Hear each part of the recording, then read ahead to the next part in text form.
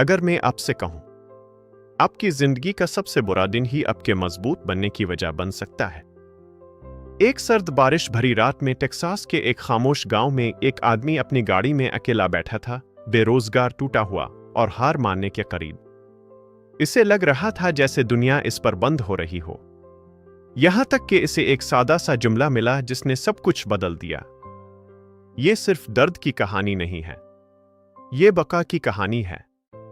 इस वक्त उठ खड़े होने की, जब अंदर से हर आवाज कहती है, बस अब छोड़ दो।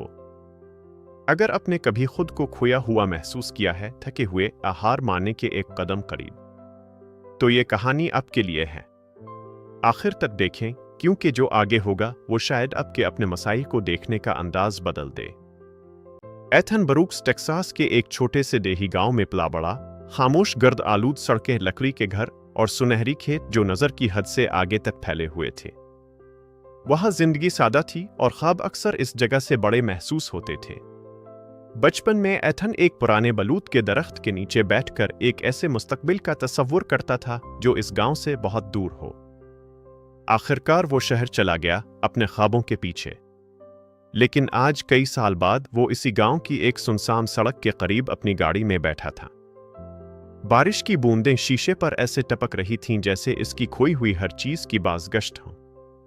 इसके हाथ स्टीयरिंग पर थे, मगर इसे लग रहा था कि वो मुकम्मल तौर पर बेकाबू है। इसके ख्यालात उलझे हुए थे, खौफ और बेयकीनी से भरे हुए।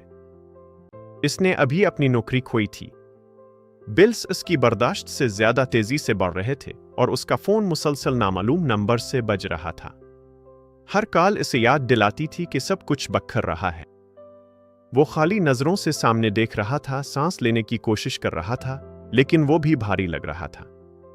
आहिस्ता आहिस्ता आंसू उसके चेहरे पर बहने लगे और उसने सरगोशी की, मेरे साथ ही क्यों हो रहा है ये सब? ये सवाल फिजा में मुअल्लक रह गया, बेजवाब।